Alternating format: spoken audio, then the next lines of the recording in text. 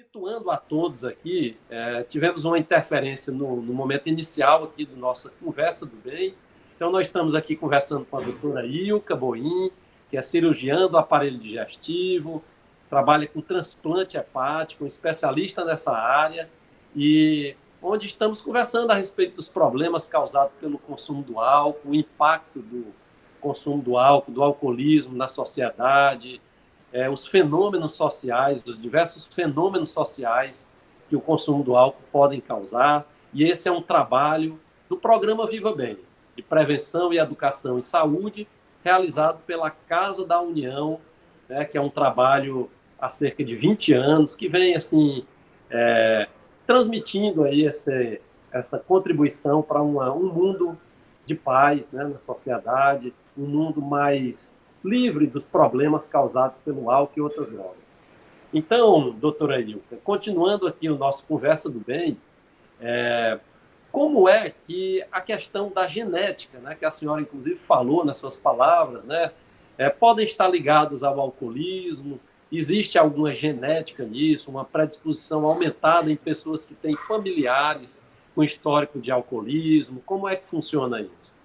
Então, normalmente a gente sabe, né, até historicamente, que 50% dos filhos dos pais que bebem serão alcoolistas, né? Então, nisso começou a se estudar a parte genética. Como é que fica a parte genética? É só o fator ambiental? É só a convivência? É o exemplo que eu vejo dentro de casa, né? De estar bebendo desde cedo? Tem também o que a gente chamava de produção genética. Hoje a gente tem já o alelo 1, já tem o DBD, já tem o MOB da plaqueta, e já estão associadas, além da predisposição genética, um fator genético nessa população. E se a pessoa acaba tendo esse gene, por exemplo, e é mulher, eu vou puxar um pouco para o assunto anterior, porque eu acho importante, não sabe, acaba ficando grávida, está tendo a chamada libação alcoólica, que é o consumo excessivo, causando o transtorno alcoólico e causando esse transtorno para o feto, como você falou, a SAF, né? A síndrome do alcoolismo fetal, que ela é muito importante por causa da repercussão. Então, quando acontece isso, o álcool atravessa a barreira placentária.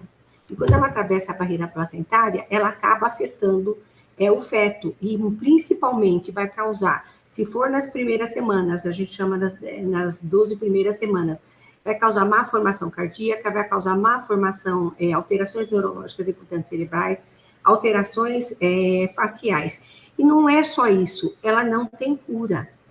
E essas alterações, a criança pode sobreviver, ela chega a ter o bebê vai nascer com alterações faciais, vai nascer com as alterações neurológicas, vai ter perda de aprendizado, né, capacidade de aprendizado, mas o mais importante é o futuro dessa criança. Se ela sobrevive e chega na idade adulta, já é comprovado que essas crianças acabam, quando adultos, sendo 80% delas acabando em encarceramento por determinados tipos de crime, 50% delas acabam tendo comportamento sexual inadequado por causa dessas alterações que elas têm. Então, não é o fato de eu ter bebido agora.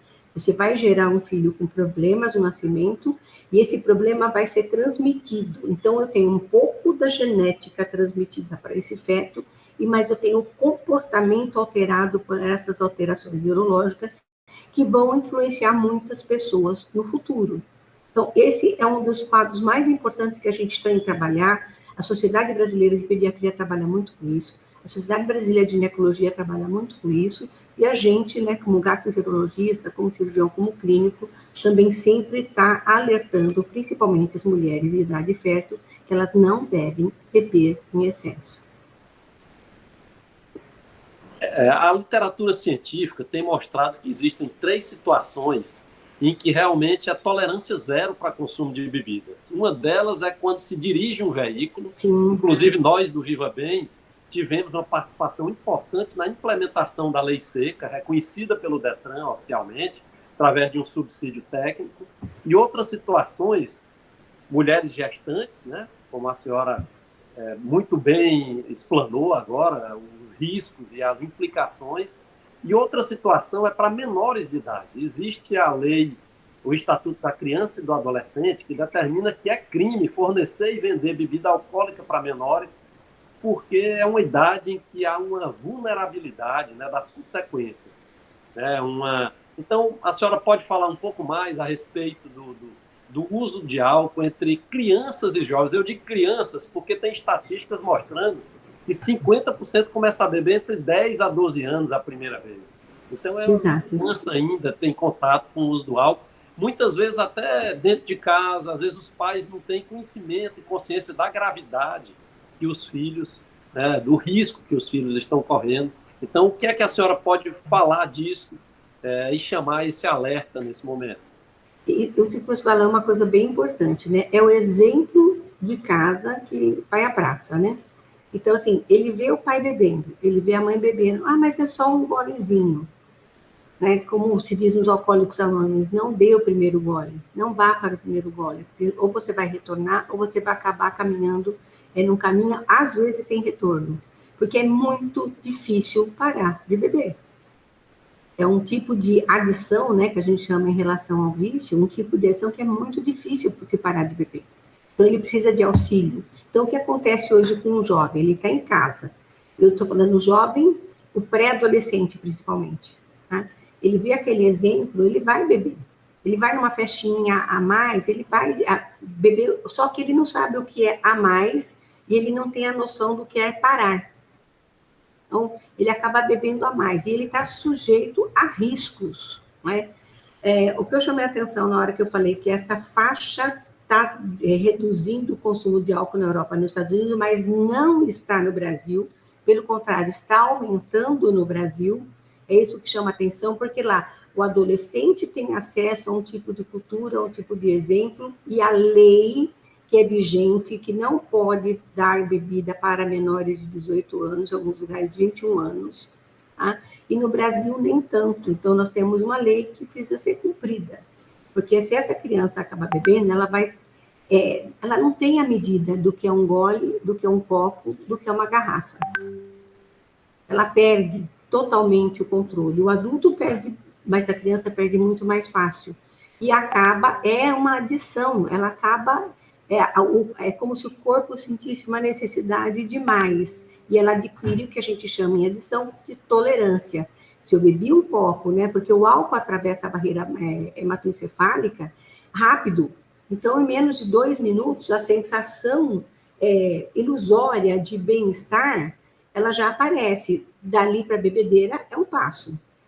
E então, ele perde essa sensação instantaneamente e começa a beber mais. No outro episódio, ele já não precisa daquele tempo todo. Então, ele vai ter aquela sensação e aí ele precisa beber mais para poder chegar na mesma sensação. Então, o que se vê é o quê? A doença crônica vai levando para o paciente um estado que ele começa a beber muito e cada vez mais, chegando. Hoje, o que nós temos da chamada hepatopatia alcoólica aguda não é aquele paciente cirrótico que bebia 1 litro de aguardente por dia por mais de 2 anos, que chegou no seu consultório com uma cirrose alcoólica descompensada. Hoje, o que nós temos é, com perda de vida, às vezes 50%, 60%, já no primeiro episódio, é a libação alcoólica. É aquele paciente que bebeu 2 litros nas famosas raves, nos famosos bailinhos, nas famosas baladas, tem 14 anos de idade, tem 15 anos de idade, chega totalmente em coma, já grau 4, e às vezes indo a óbito agudamente por uma libação alcoólica que ele não teve noção de quando ele tinha que parar. E esse é um fato que hoje está acontecendo muito. Se a gente recebia 1, 2 casos, às vezes por mês, nós estamos recebendo 1, 2 casos por semana. Realmente é algo muito, muito importante e por isso que a gente tem um trabalho de parceria com as escolas para que, formando agentes multiplicadores de informação, para que esse conhecimento chegue, né, nas escolas, no ensino fundamental, crianças e adolescentes tenham conhecimento e possam, de alguma forma,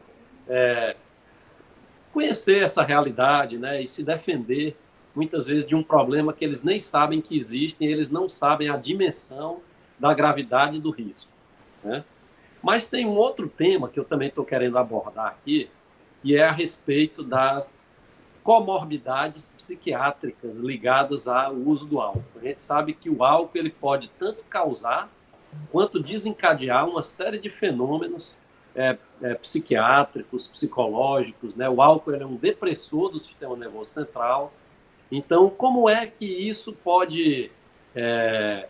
muitas vezes, uma pessoa que já tem uma predisposição a determinadas doenças, né, e o álcool pode desencadear e agravar, como é que o álcool atua nesse aspecto, nessa seara? Justamente. E hoje você sabe que ligada à psicose de Korsakoff, né, que é uma alteração importante, o paciente treme, ele não consegue se localizar. Não é que assim, eu estou tonto, eu acho que eu estou com dor de cabeça. Não, ele não consegue se localizar no tempo e espaço, ele não sabe onde ele está, ele começa a tremer, ele começa a perder dente, ele começa a perder a parte da hipovitaminose, por exemplo, que também é cerebral, a deficiência de zinco, porque como atuando como depressor, ele também vai deprimir óleos e elementos e causar hipovitaminose dentro do organismo, e ele fica totalmente alterado, né? Tudo bem, esse totalmente alterado tem o coma, que é o estado que ele não acorda, não está vigil. A gente tem a parte da alteração neurológica mais grave, como agressividade, daí a violência doméstica em cima do filho, em cima da esposa, porque ele perdeu, ele já está num grau 3 de agressividade, que ele não sabe o que está fazendo, ele perdeu totalmente, me arrependi, nunca mais eu vou fazer, mas ele bebe de novo, isso volta a acontecer. Aí tem alteração da depressão propriamente dita, que muitas vezes ele bebeu a mais por causa da depressão, ele pega o carro para dirigir, ele não sabe o que faz e acaba causando acidentes a si mesmo e a outras pessoas, ou mesmo levando até a ideação suicida. Então, esses assim, são os fatores mais graves que a gente tem. Os fatores menos graves são justamente perda de memória. Então, ele não se lembra, não é que, eu estou cansado, esqueci se eu fechei a porta, se eu não fechei a porta. Ele começa a ter lacunas de esquecimento, e essas lacunas de esquecimento devem alertar essa pessoa que ela tem que parar de beber. Tá? Porque aquela outra parte que ele já foi lá para a violência, ele já passou por essa. Então, ele já passou pela fase da depressão, do quero estar sozinho, prefiro ficar em casa bebendo, sou eu e minha amiga Rafa bebendo. Não, pare com isso. Né? Você tem que ter auxílio, e o parar com isso não é sozinho, ele não consegue mais parar sozinho. Ele tem que procurar auxílio, ele tem que procurar um psicólogo, ele tem que procurar um gastro, ele tem que procurar um clínico. Um profissional acaba encaminhando por outro, porque todo mundo sabe das sequências de evento a que esse paciente está sujeito. O que a gente precisa deixar um recado importante é: beber não é você fazer um brinde, beber um gole e eu bebi. Ele não faz isso. O que ele faz é beber, beber e beber. E muito.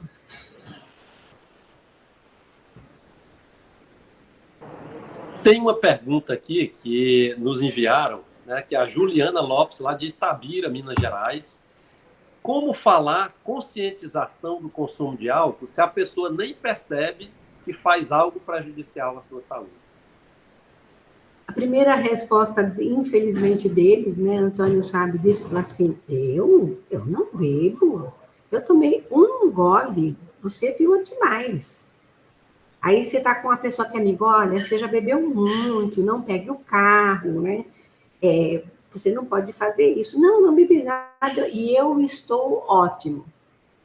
Então, sim, ele é justamente aquela pessoa que consegue fazer um consumo maior sem notar o dano que está havendo, ela acaba num nível alcoólico muito maior e trazendo muito mais dano. Então, quem está de fora é que vai auxiliar essa pessoa.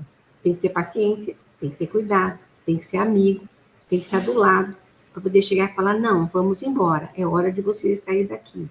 E depois, não adianta querer falar para ele parar de beber nessa hora, que não tem sentido nenhum para ele. Olha, você não deve beber agora. Não, vamos sair. Tira a pessoa do local onde está sendo servida a bebida e leva embora dali. Tá? Primeira coisa.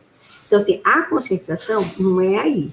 A conscientização é depois. Quando ela começar a voltar ao normal, é conversar e fazer a pessoa entender que ela precisa de auxílio e que ela tem que ter apoio familiar e que ela tem que ter amizade das pessoas para que isso possa acontecer.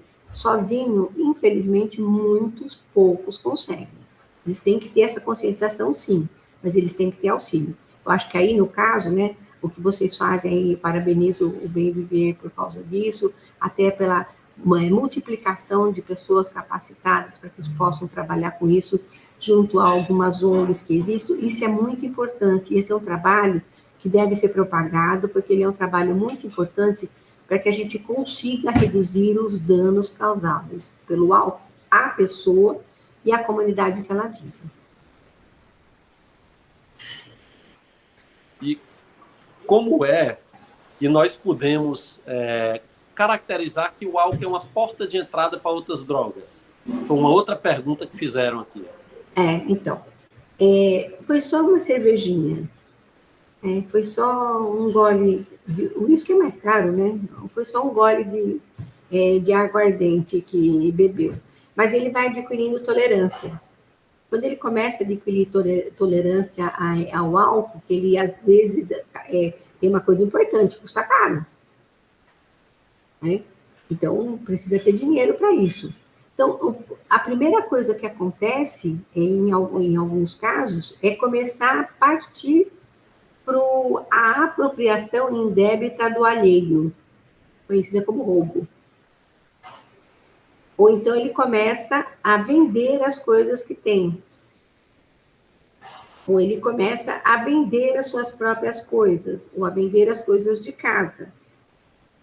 Ele começa a beber mais. E começa a ter acesso, porque a oferta é grande nesses casos, as pessoas conseguem, quem vende droga consegue identificar a fragilidade dessas pessoas, se aproxima delas e consegue vender facilmente a ilusão de que a vida é boa através do uso de droga. Isso é bem importante. É porta de entrada, sim. Eu considero bem importante essa pergunta, porque é nesse momento que a conscientização tem que ser feita, a hora que alguém percebe que está chegando nesse passo, que essa pessoa tem que ser encaminhada, porque ela vai entrar na maconha, ela vai entrar na cocaína, ela vai entrar para o crack e ela morre. Não tem usuário de crack idoso. A gente costuma dizer que existe uma propaganda, né, que o crack é o fim do caminho. A gente costuma dizer aqui que o álcool é o início do fim do caminho. Né? Exato. Principalmente porque é uma droga muito mais consumida na população, né, uma droga lícita e que ela esconde muitos problemas, né, por ser lícita, né? E realmente é muito mais, o impacto social costuma ser bem maior. Né? O impacto da indústria. Exatamente. E como desconstruir, a senhora falou agora da indústria, né? O aspecto de que, ao longo do tempo, a indústria, a mídia, o marketing conseguiram vincular o álcool com as alegrias da vida, com as festas, sendo que o álcool, as bebidas alcoólicas, estão entre as 3 maiores causas de adoecimento e morte no Brasil. Então, como desconstruir isso que foi ao longo do tempo, principalmente através das campanhas publicitárias, das propagandas, né, que foram incentivando as pessoas a vincular bebidas com alegria? Uma das coisas, assim, a gente teve uma queda, né? A própria indústria da propaganda começou a ver esse malefício. Então, se diminuiu a propaganda de bebida alcoólica, a chamada blended, né? Ficou mais no de baixo teor alcoólico. Mas só que de baixo teor alcoólico, você tomando muito, a alcoolização é a mesma. Por quê? Porque se associou, né, na mídia, se associou o álcool ao acidente, ao óbito. Então, se associou à culpa. Aí ela ficou mascarada pela alegria, pela festa. Então, o álcool não me dá poder, mas ele me dá acesso na ilusão, né? Aquela pessoa que eu gosto, que é mais bonita, aquele dinheiro que eu não tenho, aquele carro que eu não tenho, aquela festa popular que eu posso ir, aquela alegria que eu vou ter momentaneamente por um prazer totalmente limitado, mas que é de fácil acesso. Então, isso, hoje, é a maior porta de entrada para droga, para outro tipo de droga também. Não é só para o álcool, a alegria, a festa. Então, nessa parte, né, falando da drogadição em geral, nós temos a associação do álcool com outras drogas, com essa oferta ilusória de que a vida é bela através do uso do álcool, através do uso da droga. E eles não percebem esse ponto, e isso está acontecendo mais com a faixa de idade acima de 25 anos nos últimos 5 anos, principalmente na pandemia, nós tivemos um aumento, como eu falei, um aumento do consumo disso, e na pós-pandemia isso ainda está aumentado. E nós temos uma parte também da população idosa que iniciou ou reiniciou o consumo de álcool que tinha parado lá atrás, reiniciou pela solidão, pelo afastamento, pelo lockdown, pela não conformação de vida, pela não aceitação de algumas coisas, pela incapacidade de trabalhar, pela queda financeira e econômica que nós vivemos no mundo e no país, e o acesso a essa oferta mais barata. Então, assim, a parte da conscientização tem que ser feita a todo tempo. É um trabalho diário, é um trabalho de minuto em minuto. Bom, então nós estamos chegando aqui a 30 minutos, né, nessa segunda Conversa do Bem, e convido a todos para visitar o nosso Instagram, Casa da União Oficial, e o Instagram também, Programa Viva Bem Oficial. O Casa da União tem outros trabalhos também, em outras atividades, né, de beneficência e trabalhos que promovem também educação, esporte, cultura, desenvolvimento socioeconômico das famílias. E o trabalho do Viva Bem aqui em foco nesse momento, nós estamos falando que é a de prevenção dos problemas causados pelo álcool e outras drogas.